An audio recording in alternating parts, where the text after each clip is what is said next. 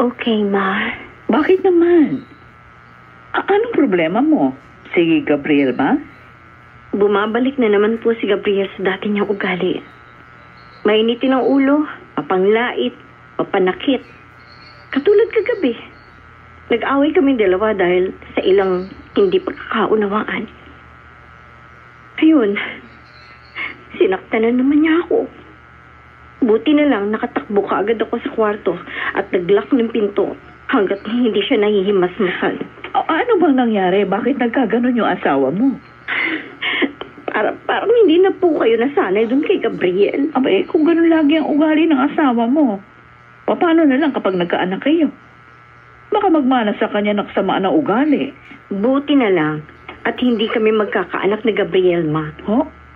Anong ibig mo sabihin? Nagpa-check up kami noong isang buwan. Oh. Na-curious lang kasi kami kung bakit hindi kami magkaroon ng anak.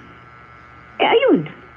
Lumabas sa resulta na sterile si Gabriel. Kung ganun, maog si Gabriel. Ikaw, kumusta naman? Nakitaan ka ba nila ng problema? Yang kalusugan mo? Huwag po kayo mag-alala, Ma. Wala naman pong problema sa akin. Malusog daw po ang reproductive system ko. Well, hindi na ako magtataka kung bakit ginawang baog yung asawa mo. Galing ako kay Mama. Ganon? Bakit ang tagal mo? Halos buong araw ka nawala. Bakit? Ano bang masama kung nagtagal ako sa bahay ni na Mama? Linggo naman ngayon. Napapabayaan mo ng mga obligasyon mo dito sa bahay, lalo na sa akin. Paano hindi ako magpapalipas ng araw kina Mama? Kapag kasama mo naman ako, wala ka namang ibang ginawa kundi bulyawan ako. Alam mo, sa totoo lang, napapagod na ako sa ugali mo. Teka nga. Nagbabala ka na naman ba na hiwalayan ako? Ha? Kung magpapatuloy ka sa ganyang ugali, ay magsasawa na talaga akong kasamahin ka pa. Hindi mo kayang hiwalayan. Ha? Hindi. Bitiwan mo ang braso ko, nasasaktan ako. Gabriel, ano ba? Huwag mong tatangkay na iwan ako. Dahil bago mo pa magawa yun, dadaan ka muna sa bangkay ko. Huwag mo akong pagbantaan. Hindi ako natatakot sa'yo. Tuluyan kitang hiwalayan kapag sinaktan mo pa ulit ako. Ano? Karapatan ko kahit anong gawin ko sa'yo dahil pag-aari kita. Subukan mo lang na hiwalayan ako. Titiyakin ko sa'yo na paglalamayan kayo ng nanay mo at ng lover boy mo. Gabriel, Papa! Ha? Nasasaktan ako!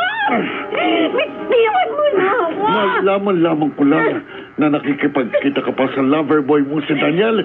Hindi lang yan ang aabutin mo sa akin. Papatayin kita, Angelica. Tandaan mo yan!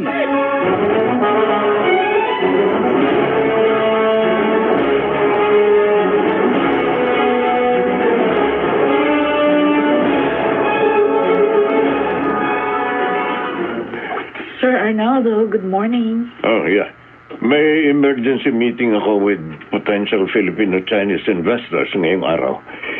Cancel all my appointments for today. Oh, yes, sir. Anyway, may mga sulat ho kayo galing kay Mr. Chua. Tapos, may sulat din na galing sa DNA facility. Na matagal na palang naipadala sa atin, pero ngayon ko lang nakita. Okay, sige. Pakilapag mo na lang dyan sa table ko, ha? Nagmamadali ako. Okay. Tsaka pala, tawagan mo si Carlos, pakisabi sa kanya na sumunod na lang sa akin sa restaurant. Okay. Alam na niya kung saan yun. Okay po. Sir Arnaldo, mag-ingat po kayo sa biyahe.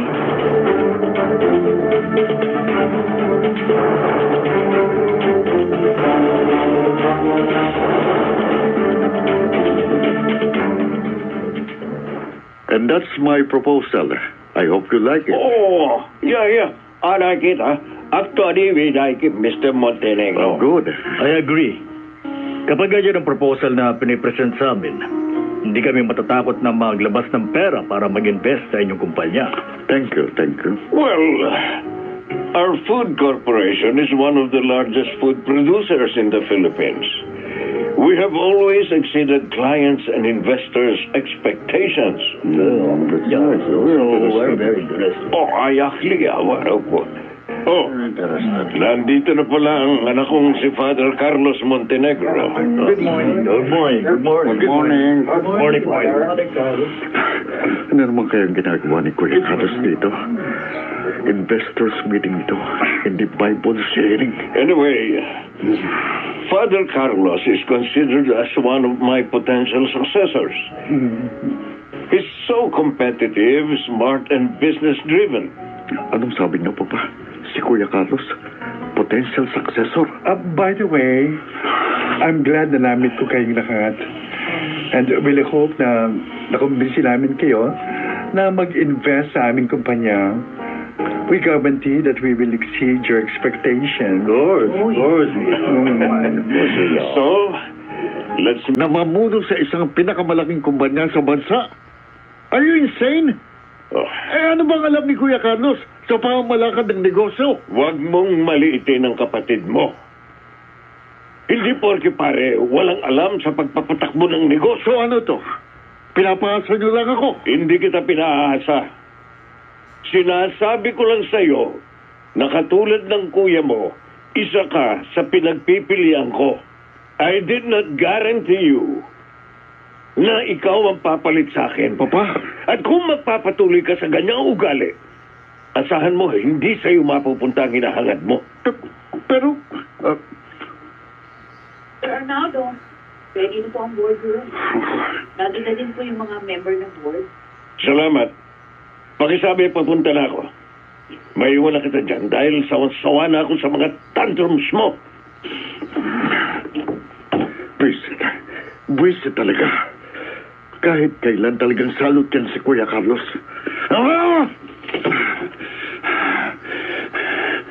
Teka, ano kaya itong mga sulat sa desk ni Papa? Mukhang hindi pa niya nabubuksan. Sandali. Bakit may sulat si Papa mula sa DNA testing facility? Ano kaya ito? Mabasa nga. Sir Gabriel, tawag po kayo ni Sir Arnaldo. Kailangan na daw po kayo sa board. Sige. Papunta na ako.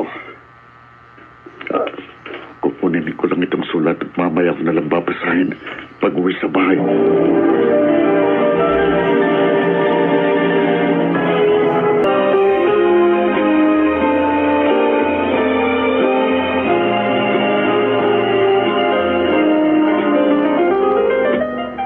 Father Carlos, mabuti naman at may oras ka pa rin para sa company ng papa mo.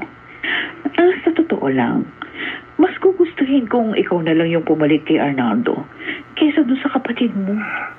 Kung pahihintulutan niyo ng Panginoon, handa ko naman pong tanggapin ang responsibilidad sa kumpanyang iiwan ni Papa. Siya nga ho pala. Kumusta na si Angelica? Ay, ayun. Hanggang ngayon, nag-aalala pa rin ako sa aking anak. Kapag nasa office, mukha naman siyang okay. Pero syempre, hindi ko alam kung anong nangyayari sa kanya kapag kasama niya na yung kanyang asawa. Bakit ganon si Gabriel? Ibang-iba siya sa inyo, ni Arnaldo. Bilib ako sa iyo, Father. Kasi, hindi mo pa rin siya sinusukuan.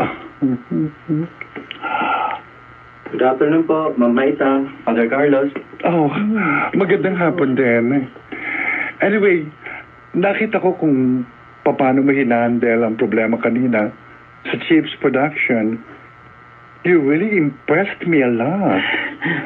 Keep up the good work, okay? Salamat po, Father Carlos, Ma'am Maita. Mauna na po muna ako ha. May meeting pa po kasi lahat ng supervisors. Sige. Okay. See you later. Po. Napapansin ko, close kayong dalawa ni Esplana. Mabait ang batang yon, Tita Marta. Mapagpakumba pa. Pero, napaka-competitive. Nakikita kong magandang kinabukasan nung naghihintay ka din niya. Alam mo bang dati silang may relasyon ng anak ko? Kaya nga palagi nag-aaway sina Gabriela at Angelica dahil sa kanya. Opo. Pero matagal ko nang alam yon. Pero, si Papa na ang nag-decide na panatilihin si Daniel dito sa factory. At saka nararamdaman ko namang mabuting tao siya. Kamukhang-kamukha mo siya, Father Carlos. Kung hindi ka nga lang pare, iisipin ko, anak mo siya. Marami na pong nagsasabi sa akin yan. Fortunately, kilala ko ang ama niya. Oh, akala ko ba, ulila siya? Laki siya sa bahay ampunan kasi namatay ang ama niya nung sanggol pa lamang siya. Pero may naiwang alaala sa kanya ang kanyang ama, kaya kilala niya. Bakit? Sino bang kanyang ama? Si Rafael Esplana. Ha? Talaga?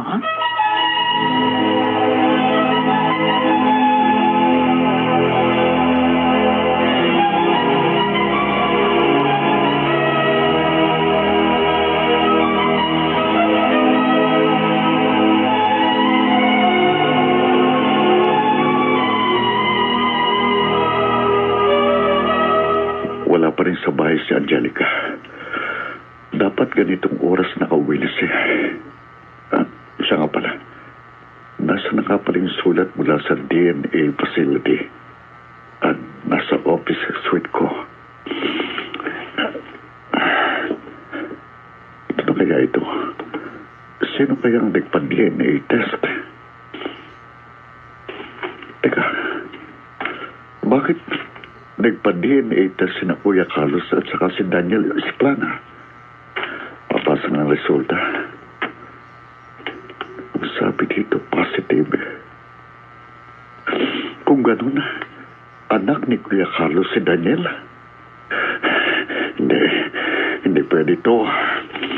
Kapag nalaman ni Papa na related si na Kuya Carlos at Daniel, baka maging karibal ko pang hayop na lalaking o sa lahat ng kayamanan ni Papa. Hindi ako papayag. Walang dapat makaalam ng sikretong ito.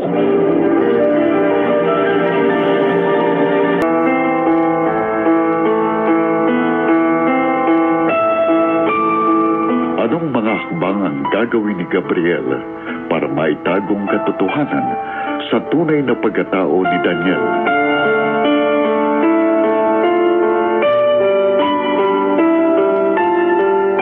Mga nagsiganap, Chiquit Amor, Leonel Benjamin, Rosana Villegas, Susan Robles, Jenaline de la Cruz, Maynard Landicho Jr., James Cuadra,